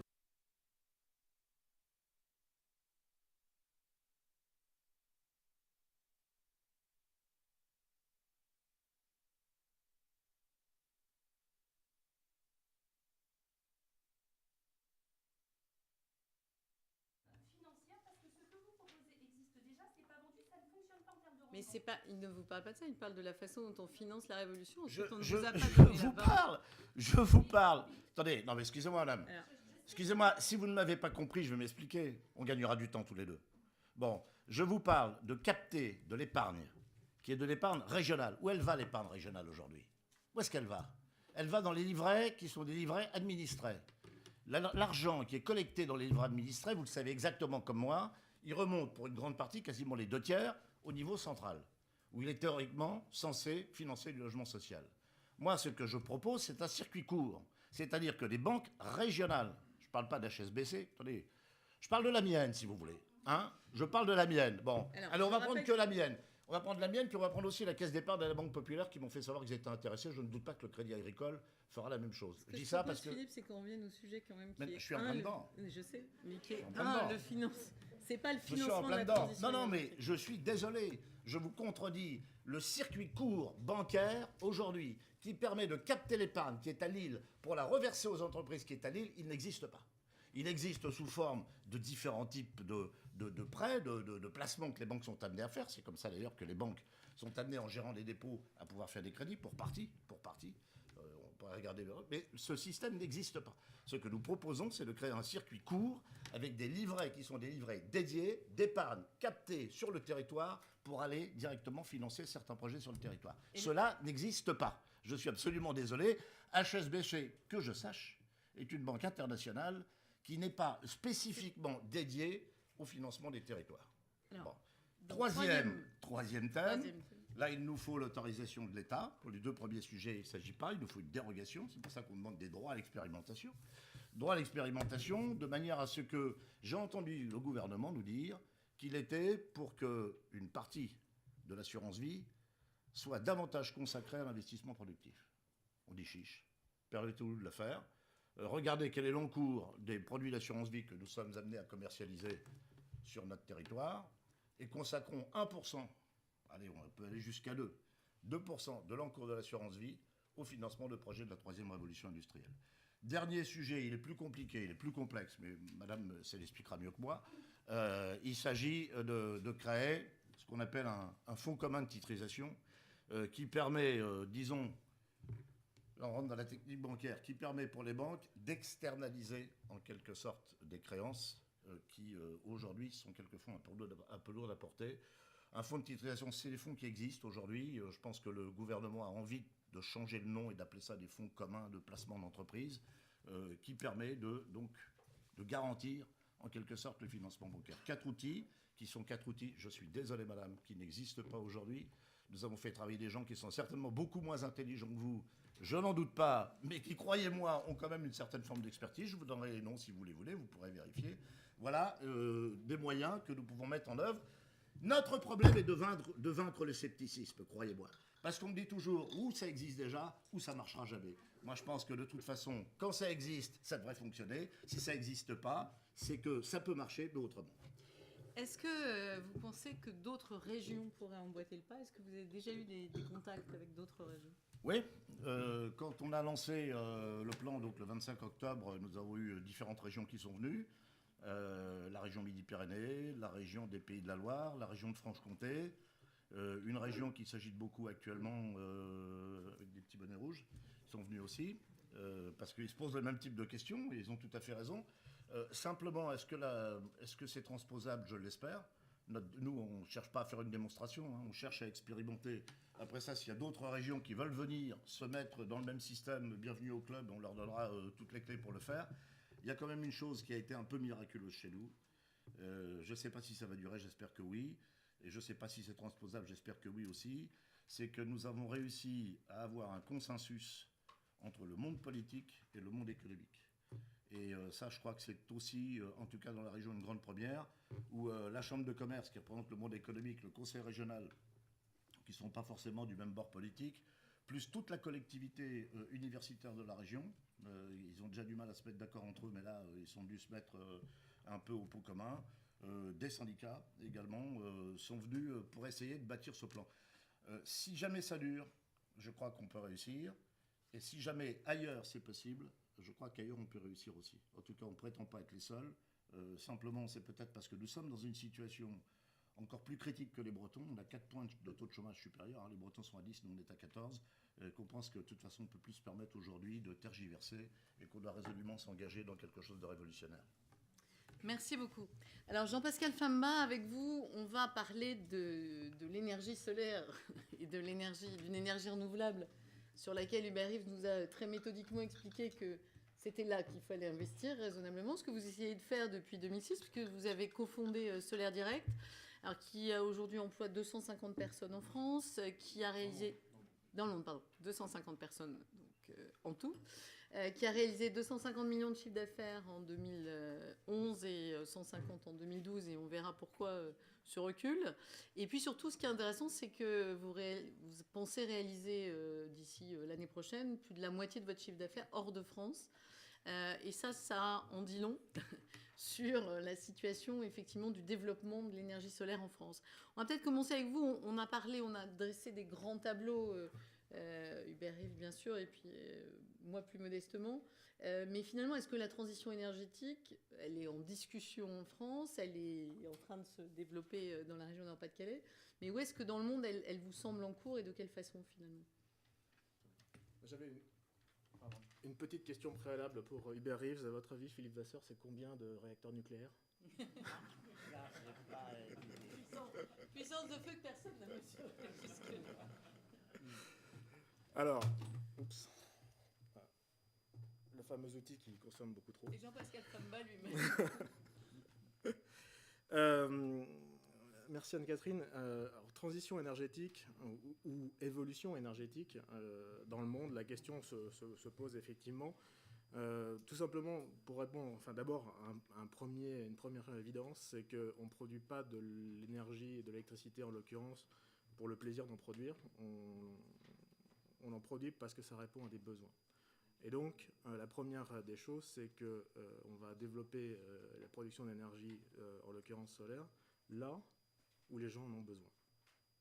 Et là où les gens en ont-ils besoin? Eh bien, il se trouve que c'est en fait à peu près partout dans le monde, puisque comme Hubert Reeves le rappelait, la consommation, et vous aussi Catherine, la consommation d'énergie au niveau mondial augmente, quels que soient les scénarios d'efficacité énergétique qu'on peut élaborer en France. Au passage, dans le cadre du débat sur la transition énergétique, on a beaucoup parlé, et dans ces lieux même, d'une réduction de 50% des énergies primaires, de consommation d'énergie primaire à 2050. Le scénario qui a été retenu par la DGEC, qui est donc notre administration de tutelle, et pas du tout sur ce genre de réduction-là. Donc on va produire de l'électricité pour des gens qui en ont besoin, et les gens qui en ont besoin, c'est d'abord des gens qui sont en train de se développer. C'est l'Afrique du Sud, c'est l'Inde, c'est l'Asie du Sud-Est, Thaïlande, Philippines, Malaisie. C'est l'Amérique du Sud, on est présent également au Chili. Chili qui est un cas tout à fait intéressant, puisque tout à l'heure, là aussi, on parlait de subventions ou d'argent public. Il faut savoir qu'au Chili, il n'existe strictement aucun mécanisme d'aide à l'énergie solaire. Et pourtant, elle se développe. Il y a même une bulle actuellement solaire, puisque sur une capacité d'accueil du réseau de l'ordre de 2 gigawatts, il y a 6 gigawatts de projets qui sont en cours de développement. Alors, dans ce cas précis, par exemple, comment vous êtes arrivé au Chili, et puis quel est le driver au Chili de la production d'énergie solaire? Les conférences qu'a fait Hubert Reeves Alors, le driver, encore une fois, c'est tout simplement le besoin d'électricité. Vous avez une croissance au Chili qui est relativement importante. Vous avez un développement des activités minières. Et puis surtout, le Chili se trouve être l'Eldorado solaire, puisque vous avez le meilleur ensoleillement du monde, la plus grande pureté de l'air, et vous êtes en altitude, il ne fait pas trop chaud. Donc c'est le monde idéal pour le développement de cette énergie. Par ailleurs, vous avez un pays qui est extrêmement long, qui fait 4000 km de long, qui a donc pas un seul réseau comme on l'a en France, mais qui a 4 réseaux différents, avec des besoins en énergie qui sont différents. Dans le sud, vous avez beaucoup d'hydroélectricité, donc pas besoin de solaire, en plus il y a moins de soleil. Mais dans le nord, vous avez des besoins notamment pour les miniers, ou pour le développement des agglomérations, et un prix de l'électricité qui est relativement élevé, et par conséquent, quand vous avez une ressource solaire très abondante, des équipements qui aujourd'hui sont devenus, je dirais, abordables, et des prix d'électricité qui sont élevés, alors à ce moment-là, vous pouvez être une énergie au même titre que toutes les autres, et arriver directement sur le marché et vendre au prix de marché. Et quel est le savoir-faire que vous pouvez exporter, justement? Parce qu'il n'y a pas que, j'imagine, Solaire Direct qui s'intéresse au marché chilien, qui a toutes les caractéristiques que vous venez d'écrire. Alors,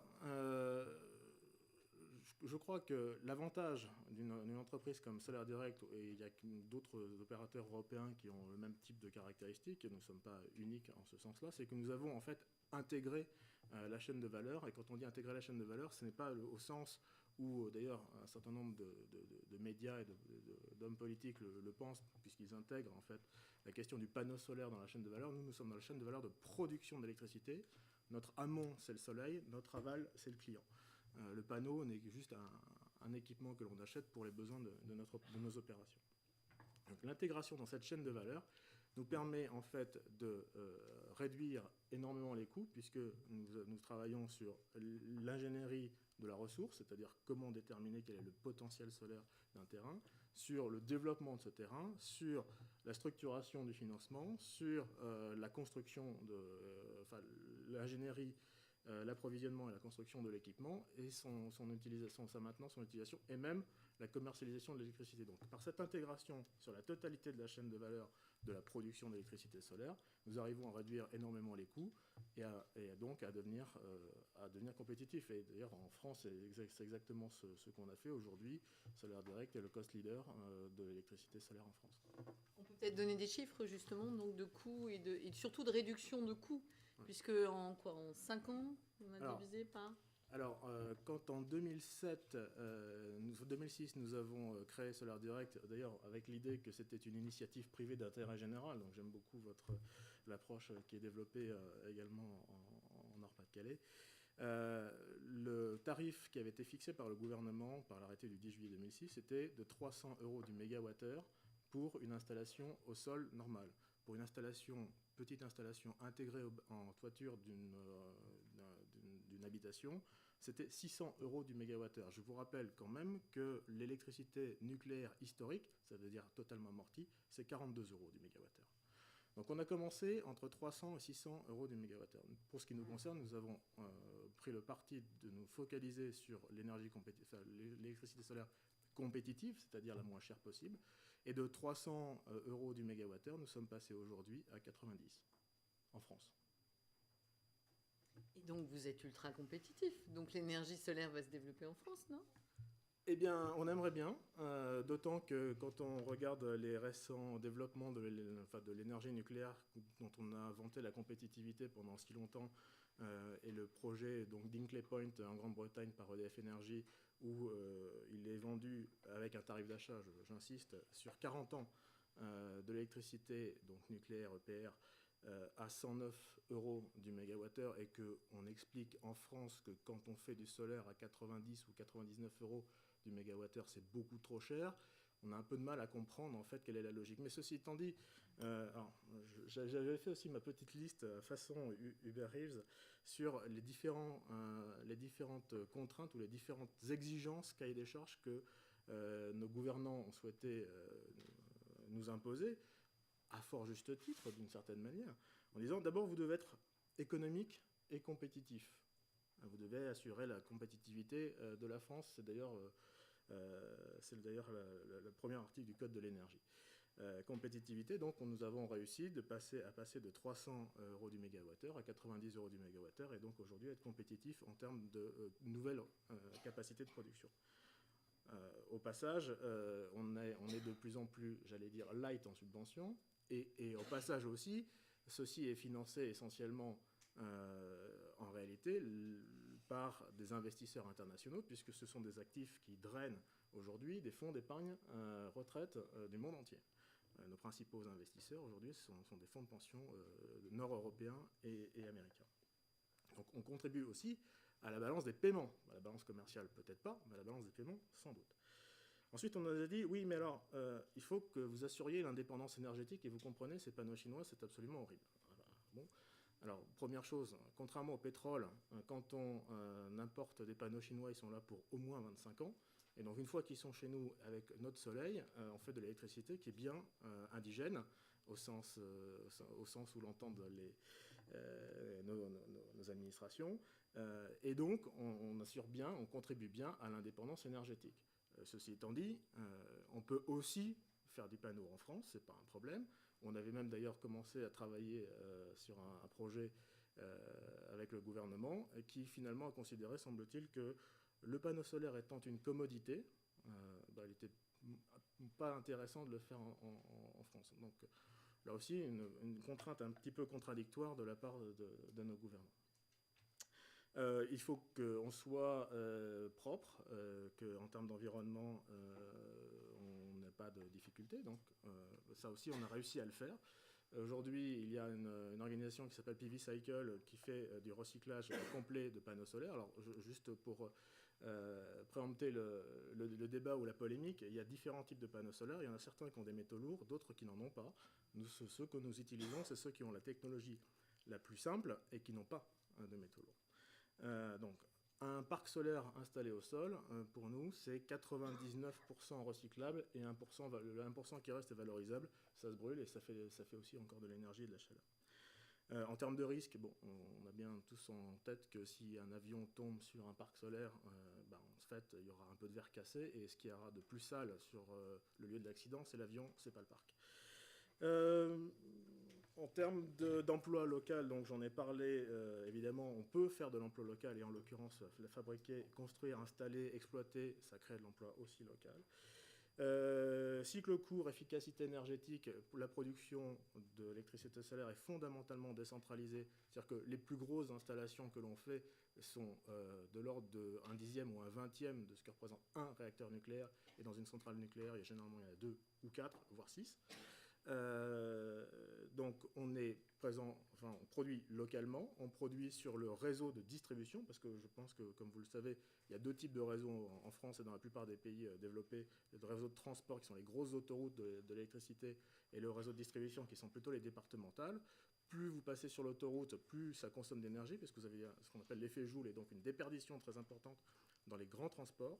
Dans les transports locaux, c'est beaucoup moins consommateur d'énergie. Et donc, vous êtes en consommation locale, efficacité énergétique. Et mixité d'usage aussi, je tiens à insister là-dessus, parce que beaucoup d'opposants à l'électricité solaire nous disent « Oui, mais alors vous comprenez, alors vous allez retirer le pain de la bouche de nos enfants puisque vous utilisez de la terre agricole. » Et ce qui est extrêmement dommageable pour notre avenir alimentaire. Alors d'abord, si la production d'agrocarburants, aujourd'hui, c'est 29 millions d'hectares en France. Les parcs solaires, vous pouvez faire la même production en équivalent énergie pour à peu près 80 fois moins d'espace. Vous avez une efficacité énergétique par rapport aux agrocarburants qui est très supérieure. Et en plus, ces terrains-là ne sont pas artificialisés, comme on l'entend aussi souvent, et sont au contraire, généralement, ce sont des milieux qui sont ouverts ou réouverts, et qui permettent le développement d'une activité agricole, en l'occurrence de l'élevage, et quasiment tous nos parcs solaires en France ont une activité d'élevage, ou des activités bio, et notamment des activités de mellifères, donc des ruches, avec des espaces qui sont relativement importants et qui sont absolument pas traités et sur lesquels on peut éventuellement ensemencer en flore locale pour pouvoir permettre le développement de ces activités-là. Juste peut-être une question pour terminer. Donc, vous avez tous les arguments, vous avez répondu à tout le cahier des charges d'une certaine façon. Donc, est-ce que vous croyez quand même toujours que l'énergie solaire a un avenir un peu verdoyant ou un avenir radieux en France ou pas? Alors, dans le monde, c'est sûr et certain. Je pense que il y a aujourd'hui 123 pays ou grandes régions ou États du type État fédéré qui ont des programmes solaires. C'est aujourd'hui un développement qui est absolument massif. Alors, chacun faisant, comme c'est nouveau, chacun fait ses tests. Certains passent par des appels d'offres, d'autres par des tarifs d'achat, d'autres rien du tout, mais simplement une incitation politique.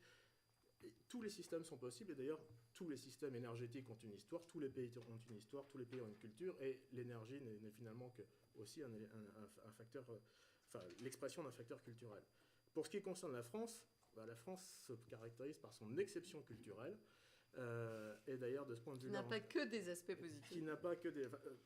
en termes de culture, je me permettrai de ne pas porter de jugement. En tout cas, en termes énergétiques, il est clair qu'il y a une exception culturelle française.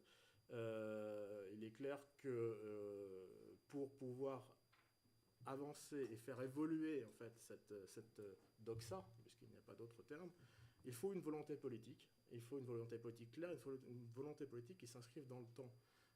Parce qu'aujourd'hui, les gouvernements passent, les grandes administrations restent, et ce sont finalement ces grandes administrations qui font la politique énergétique de la France. Alors, avec beaucoup de talent, beaucoup d'intelligence, beaucoup de sens de l'intérêt général, je ne le remets pas en cause, mais simplement avec aussi une forme de conservatisme qui est tout à fait attendue de la part de ces administrations.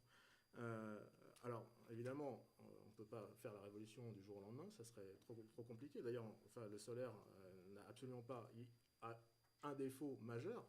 Vous le savez, ça ne fonctionne pas la nuit. Et donc, il faut bien trouver aussi des façons de gérer l'intermittence, de gérer le fait qu'il y en a plus en été qu'en hiver, et de permettre d'avoir un mix énergétique équilibré. Et aujourd'hui, dans la vision qui est un peu conservatrice de celle de la France, on n'est pas dans une logique de développement significatif des énergies renouvelables d'une manière générale, du solaire en particulier. On est plutôt dans une optique de gentille expérimentation où on va essayer surtout de subventionner ce qui ne marche pas ou ce qui coûte très cher pour simplement expliquer qu'on a fait quelques efforts mais que, vous voyez, malgré tout, c'est quand même bien le reste qui fonctionne, et c'est-à-dire le reste, c'est ce qui existe aujourd'hui. Donc transition énergétique, je pense assez peu en France pour le moment, mais on est sur le monde de l'énergie et sur des temps très longs, et des initiatives comme celle de Nord-Pas-de-Calais ou celle de Poitou-Charentes avec lesquelles on travaille beaucoup sont des initiatives absolument salutaires, et on croit, pour ce qui nous concerne, beaucoup dans le fait que cette question d'énergie qui a été finalement abandonnée en 1946 à l'État et à l'opérateur historique, eh bien, quelque part aujourd'hui, la sociologie française a évolué et que la question énergétique va être reprise en main par la population, par les parties prenantes, par les collectivités territoriales. Et les collectivités territoriales ont un rôle absolument majeur à jouer. Elles ont la propriété du réseau de distribution. Elles ont aujourd'hui une compétence juridique pour pouvoir faire de la production d'électricité. Et nous sommes prêts à donner tout ce qu'on sait faire et le meilleur de nous-mêmes pour aider les collectivités territoriales à développer aussi cela. Merci beaucoup. Allez. Alors Fabrice Millet a attendu sagement son tour, et on va avoir un autre aspect de l'énergie qui non pas la production mais la consommation, ou surtout la limitation de la consommation dans un des postes extrêmement importants qui est l'habitat en fait, tout ce qui est logement. Donc vous avez une entreprise familiale qui porte votre nom, qui s'appelle l'entreprise Millet. Vous êtes membre du réseau Entrepreneurs d'Avenir. Votre entreprise emploie 650 personnes et a réalisé 90 millions de chiffre d'affaires sur 4 sites de production en France, dont un à La Réunion. Et donc, vous êtes spécialiste de l'ossature, bois et fenêtres, et avec une stratégie globale, alors à la fois un produit qui était co-conçu, mais une vraie stratégie d'entreprise responsable. Est-ce que effectivement vous pouvez nous expliquer le cheminement, puisqu'au départ l'entreprise fabriquait des fenêtres, j'allais dire, classiques? Tout à fait. Alors, je suis très satisfait d'intervenir en dernier, parce que les 3 interventions précédentes m'ont donné beaucoup d'énergie.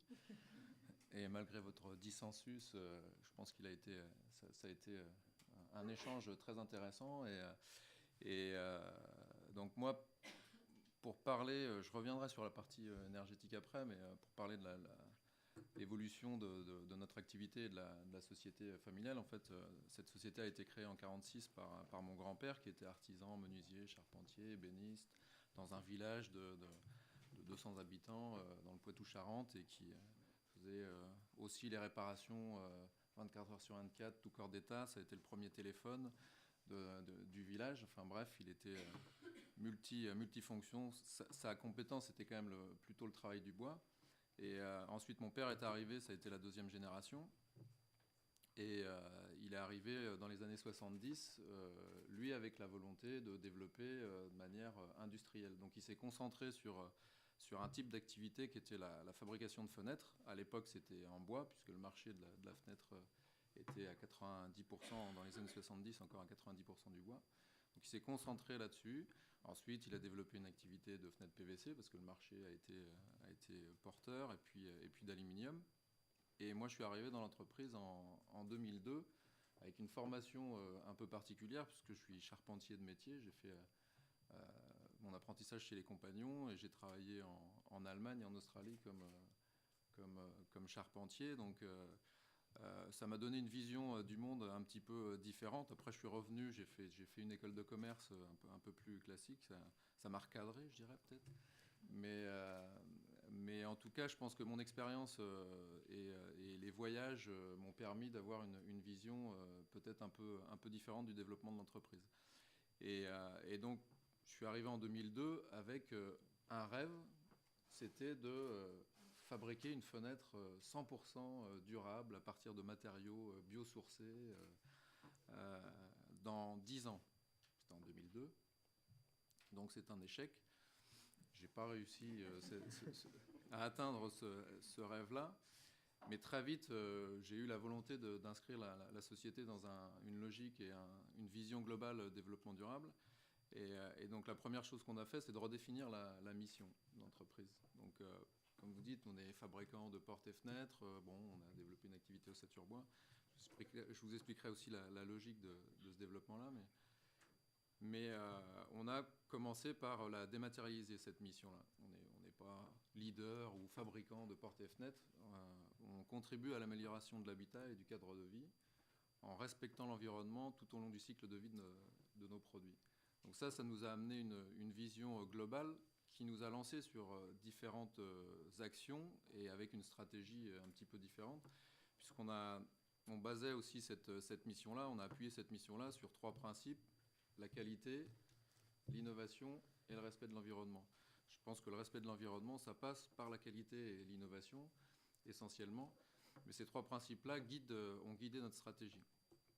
Donc, plus que de faire simplement des produits et des fenêtres performantes thermiquement et d'augmenter toujours les épaisseurs et passer de double vitrage à triple vitrage, on a essayé d'améliorer l'impact de nos produits sur l'environnement au sens large. C'est-à-dire qu'on travaille sur l'énergie grise et la performance, puisque notre produit a quand même un impact dans sa durée de vie, il a quand même un impact sur l'environnement par rapport à la consommation d'énergie qui est liée à la déperdition de la déperdition thermique à travers les fenêtres.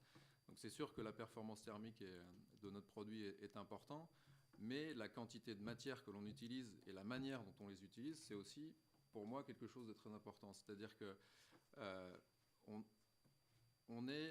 et le PVC et l'aluminium sont des exemples parfaits. Donc ce sont des produits ou des matières qui sont issues de la croûte terrestre. Donc on exploite et on utilise énormément de produits issus de la croûte terrestre. Et aujourd'hui, ces matières-là, elles sont là. Et la plupart du temps, on ne les réutilise pas, on ne les recycle pas. Pourquoi ? Parce que les produits n'ont pas été conçus pour être réutilisés ou recyclés en fin de vie.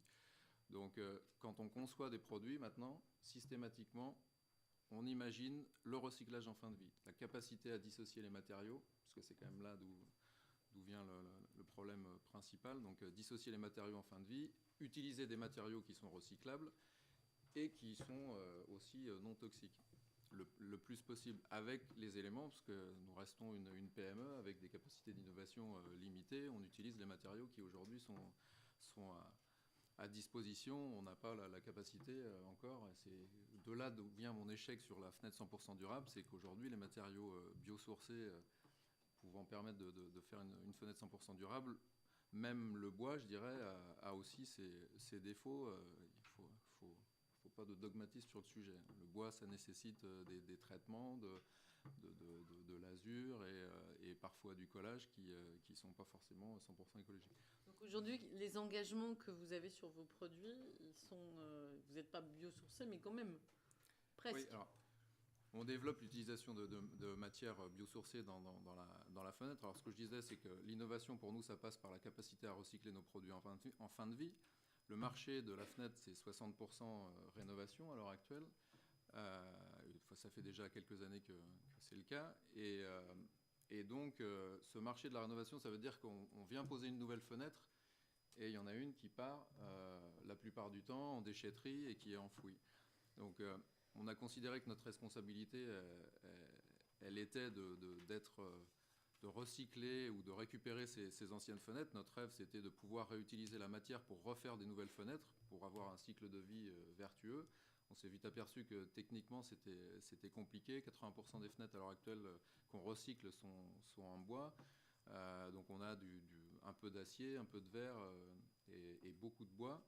Et finalement, les filières acier et verre sont bien en place pour le recyclage. On pourrait éventuellement refaire du vitrage à partir de ce verre recyclé. On pourrait refaire de la quincaillerie à partir de cet acier recyclé. Pour le bois, c'est très compliqué. Donc là, on était confronté à un problème. On a décidé d'être aussi imaginatif. Je sors complètement du cadre de votre présentation, mais bon. Ça a l'air d'intéresser les gens. Donc. Mais je vais revenir avec ma question d'énergie avant de la laisser. Vous êtes venu avec vos questions, je suis venu avec mes réponses. C'est bien. Et donc, sur ce projet-là, on a décidé d'offrir à nos clients un service qui est de la récupération en fait, des anciennes menuiseries. On avait déjà un cycle où on récupérait nos palettes, parce que nos palettes les palettes de menuiserie étaient consignées. Donc, au lieu de récupérer ces palettes vides, on les a récupérées avec les anciennes fenêtres. Et après, on a décidé de prendre en charge le démantèlement, puisque les filières de recyclage classiques ne nous satisfaisaient pas, le démantèlement et la dissociation des matériaux. Donc, le verre, l'acier et le bois. Ce que je disais sur le bois, la filière de recyclage était vraiment insatisfaisante pour nous, parce que la seule qui existe, c'est pas vraiment du recyclage, c'est du panneau de particules. On va broyer le bois, il n'a plus aucune valeur, et on en fait du panneau de particules, donc on bourre ça de colle et tout va bien. Et donc on a décidé aussi d'être un peu créatif, mais comme on n'avait pas toutes les idées dans notre entreprise, on a fait appel à des étudiants qui souvent ont moins de limites que nous, les étudiants de l'école du design de Nantes, qui ont fait un workshop à une cinquantaine d'étudiants et pour trouver des idées pour recycler et réutiliser ce matériau bois. Et de là est venue la création d'une société qui s'appelle Rue Édition et qui fabrique du mobilier design à partir de ces fenêtres recyclées. Donc on s'est associé avec un designer et un ébéniste, ce qui nous a permis de développer cette activité. Et vous parliez des containers qui repartent à vide en Chine. Aujourd'hui, on renvoie des meubles issus de fenêtres recyclées en France, des meubles à Hong Kong, puisque la société vend à Hong Kong, on a vendu en Asie, à Tokyo et un peu à New York. Donc c'était pour moi un projet en termes qui était assez emblématique de notre démarche développement durable. Alors, on parle d'énergie, de transition énergétique, mais je pense que la matière qu'on extrait de la croûte terrestre, ou alors même le bois aujourd'hui, on peut le réutiliser de plein de manières différentes. Et je pense qu'il y a énormément de travail. Ma plus grande frustration là-dessus, c'est que finalement le démantèlement et dissocier la matière coûte cher. Donc aujourd'hui, on paye des gens au chômage. Je pense que ce serait peut-être plus intéressant de les utiliser, par exemple, à dissocier ces matériaux. Ça coûterait beaucoup moins cher, parce qu'aujourd'hui, nous... Vous nous emmenez là vraiment très, très, très, très loin, y compris dans la résolution du problème du chômage. Peut-être juste une dernière question pour nous ramener à l'énergie avant de laisser la parole à la salle pour quelques questions assez brèves, parce qu'on a parlé longtemps, qui est jusqu'où vous avez noté que l'ensemble des problématiques qu'on a abordées aujourd'hui de consommation d'énergie génèrent de nouvelles demandes vis-à-vis des clients que vous pouvez avoir. Est-ce qu'il y a une poussée justement en disant mais il faut que je rénove mes bâtiments, mes bâtiments Non. Ça mérite d'être clair. Au Chili peut-être, non, vous devriez y aller. Non, mais je pense qu'aujourd'hui la notion, parce qu'on parlait de très long terme tout à l'heure avec Hubert Reeves, aujourd'hui, le court terme pour la majorité des gens, c'est de survivre, entre guillemets, ou de manger, et c'est pas forcément la consommation d'énergie. Donc, c'est un vrai problème. Moi, je pense que les entrepreneurs ont une part de responsabilité pour diminuer la consommation d'énergie, mais pour moi, c'est pas la demande du client qui fait le développement de notre offre. Je finirai justement, pour revenir un peu dans le sujet de la transition énergétique, dans une des filiales qu'on a développées depuis 4-5 ans, parce qu'on s'est concentré sur le marché de la fenêtre pendant 30 ans, mais on s'est dit, l'innovation dans la fenêtre, c'est finalement assez sclérosant, c'est compliqué, la fenêtre s'intègre dans un environnement bâti qui est toujours un peu différent, donc c'est difficile de vraiment innover, et on a décidé de lancer une activité de fabrication d'enveloppes, donc d'enveloppes préfabriquées qui intègrent la fenêtre, l'isolation, la finition extérieure, et ça, je pense que ça nous permettra ça nous permet aujourd'hui de créer des constructions qui sont en énergie grise moins consommatrices. Ce produit-là, il est 100% recyclable puisqu'on utilise des matériaux en grande majorité biosourcés. Vous parliez de papier tout à l'heure. L'isolation qu'on utilise pour ces murs-là, c'est du papier journal recyclé, donc de la ouate de cellulose, qui est fabriquée en Bretagne. Donc avec du coup des isolants fibres de bois plus ouate de cellulose. Et puis l'intégration de tous ces éléments-là se fait sans mastic, sans silicone, sans mousse polyuréthane, parce qu'aujourd'hui dans le bâtiment on utilise énormément de produits toxiques pour compenser des problèmes de conception. Donc tout ça, ça nous permet d'avoir des produits qui sont performants thermiquement, qui sont moins consommateurs d'énergie grise.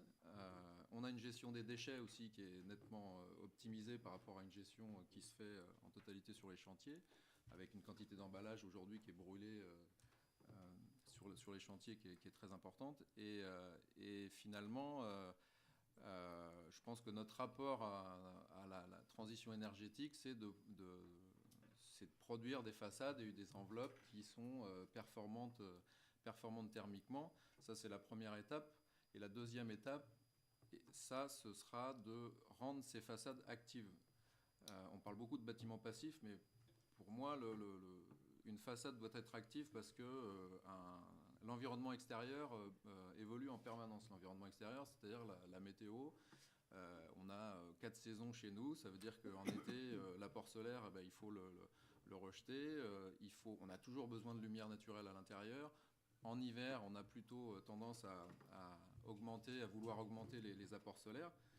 Et tout ça, on ne peut pas le gérer si la façade n'est pas active, c'est-à-dire qu'elle s'adapte à cet environnement extérieur. Donc, notre volonté, c'est d'innover vraiment maintenant dans l'évolution de l'enveloppe et la rendre active. Et pourquoi pas une étape de production d'énergie en intégrant, alors panneaux solaires, c'est peut-être une idée, mais des matériaux qui nous permettraient éventuellement de produire de l'énergie à l'intérieur de ces enveloppes.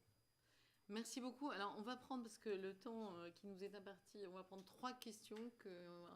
Oui, c'est ça. Donc, on va prendre les 2 qui sont là, déjà. D'abord, vous et ensuite vous. Bonjour à tous, Jean Lafleur, étudiant.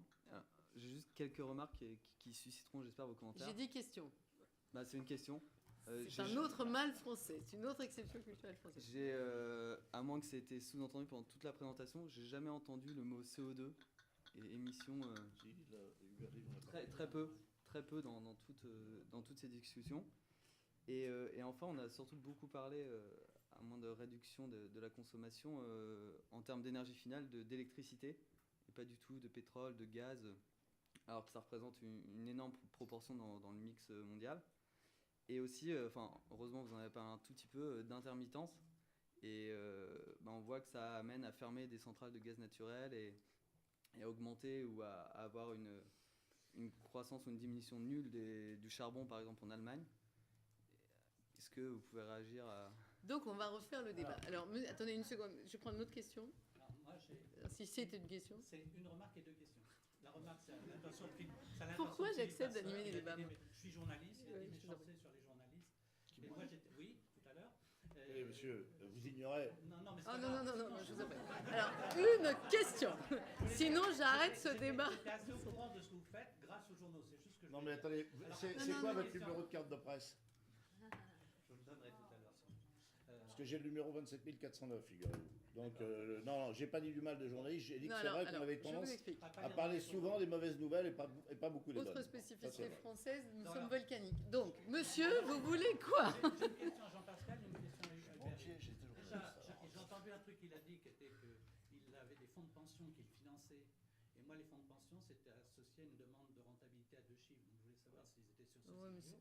Et l'autre question, c'était la présentation d'Hubert Reeves. Vous n'avez pas du tout, à ma connaissance, parlé de ce qui gaz, et en particulier la méthanisation. Voilà. Bon, alors, je ne sais pas comment on répond à ça en 30 secondes. Alors, nous allons parler simplement, parce que effectivement, enfin, bien évidemment, ce débat en ouvre plein et on n'a pas pour ambition d'avoir répondu à toutes les questions en une seule chose. C'est vrai que c'était focalisé sur la production d'électricité et sur ces dimensions de transition énergétique. Alors, sur la biomasse, pourquoi le CO2 Non, parce que je ne pouvais pas tout couvrir. Voilà. On lui a demandé de faire un quart d'heure, 20 minutes. Non, non, c'est important, bien sûr. Alors, sur la géothermie. Géothermie, j'ai pas grand-chose à dire, mais pour répondre à vos deux questions en 30 secondes, CO2, on n'en parle pas tellement en France, puisque l'enjeu il est entre deux sources d'énergie qui sont, enfin, pour l'électricité, faiblement chargées en CO2, que ce soit le nucléaire ou les renouvelables. La vraie question qui distingue en fait le débat en France, c'est la question du risque industriel qui est associé à ça et pas tellement l'émission de CO2. Dans le monde, effectivement, vous avez raison, le nucléaire représente, Iris l'a rappelé, représente quasiment rien en termes de production, en termes d'énergie consommée. Il y a une forte utilisation des énergies fossiles et la question que vous posez pose la question des usages, c'est-à-dire comment nous faisons quels outils nous utilisons pour nous permettre de faire ce qu'on a à faire et quelle énergie ces outils nécessitent-ils. Typiquement la voiture aujourd'hui elle est à 100% ou 99% en France alimentée par du pétrole ou du gaz, essentiellement du pétrole d'ailleurs. La question de la mobilité douce, de la mobilité électrique, de toute évidence, c'est un facteur très très important dans le bâtiment également aussi. Et pour répondre à votre question sur les fonds de pension, alors les fonds de pension, ce sont des gens qui ne sont pas des fonds d'investissement ou des hedge funds, ce ne sont pas des gens qui recherchent des rentabilités à deux chiffres, ce sont des gens qui cherchent à placer et à déplacer dans le temps des sommes absolument colossales d'épargne pour pouvoir permettre à des gens qui ont travaillé de pouvoir ensuite prendre leur retraite. C'est ça dont on parle. De gérer avec des passifs de long terme. Voilà, exactement. Et donc ils vont investir dans des actifs de long terme, dans des actifs le plus sûrs possible. Et l'un des gros travaux que nous menons au sein de Salaire Direct, c'est précisément d'inventer de nouveaux business models et surtout des nouveaux modèles de gestion des risques, de maîtrise des risques, pour attirer le plus possible ces investissements-là, puisqu'en fait on leur offre finalement des opportunités d'investissement dans ce qu'on appelle des boring assets. C'est-à-dire nous, ce qu'on fabrique, c'est des trucs très ennuyeux. On voit qu'il y a certaines personnes qui parlent anglais. Une fois que vous avez investi dedans, il se passe généralement plus rien, sauf un petit rendement très sûr, très long.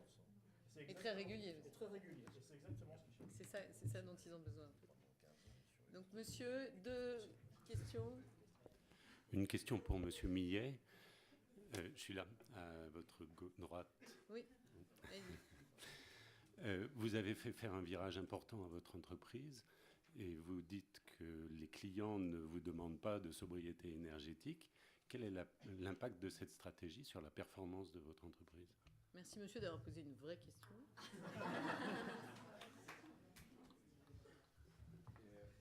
Oui, ce que je disais, c'est pas forcément la demande du client qui a tiré de notre stratégie développement durable. Parce que sinon, on aurait arrêté depuis 2 ans ou 3 ans. Le sujet du développement durable, il a été important dans le bâtiment suite au Grenelle, 2007, 2008, 2009, 2010. Et puis après, ça s'est essoufflé. Nous, comme on avait lancé notre démarche il y a plus de 10 ans, elle est inscrite dans nos gènes et ça fait partie de la culture d'entreprise. Donc, c'est pas ce qui nous a fait bouger. Mais aujourd'hui, la démarche développement durable et d'économie d'énergie ou la diversification qu'on a fait sur la fabrication d'enveloppes, c'est quelque chose qui est au pire neutre vis-à-vis du client, au mieux c'est positif, c'est jamais négatif. C'est sûr qu'on parle de compétitivité quand on lance des projets un peu innovants dans le développement durable. Dans le solaire, c'est assez compliqué. Bon, ça vous permet de gagner des appels d'offres quand même? Non. Même pas? Sur le logement social, j'avais cru comprendre. Pour moi, c'est du pipeau complet. Les notions de développement durable dans les appels d'offres... non, le fait que vous ayez une offre compétitive... Ah oui, qu'elle soit basée sur le développement durable, c'est pas ce qui vous fait gagner. Il y a des notes sur le développement durable, mais je vois l'éco-certification des les appels d'offres. Je suis désolé, on est quasiment le seul fabricant en France qui utilise à 100% des bois éco-certifiés, et on n'est pas les seuls à remporter des appels d'offres dans les fenêtres bois. Donc, bon, pour moi, il y a beaucoup de communication, mais parce que aussi c'est difficile à contrôler, parce que sinon, si on se met trop de contraintes comme ça, ben voilà, c'est difficile. Mais je suis pas un défaitiste, mais au contraire, j'aimerais bien que beaucoup de collègues nous rejoignent sur cette démarche-là, et notamment dans la filière de recyclage des anciennes fenêtres. Notre démarche a initié d'autres plus globales au sein des fabricants, des syndicats des fabricants de fenêtres. Donc, on a fait évoluer les choses, je pense. Bon, alors, vous avez bien vu que ce débat pourrait être très riche et durer facilement 5 ou 6 heures de plus, mais la session suivante nous attend. Donc, merci à vous tous d'avoir attentivement...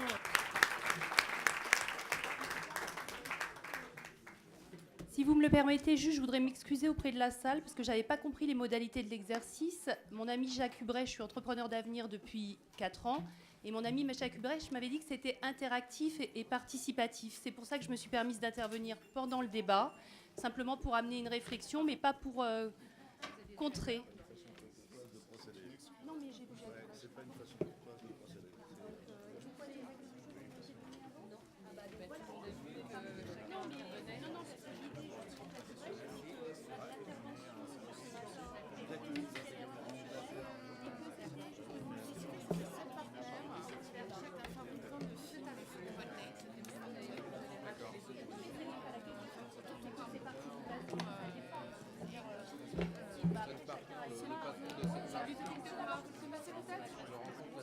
Ah bon, d'accord. Parce que je me disais, il faut absolument que vous rencontriez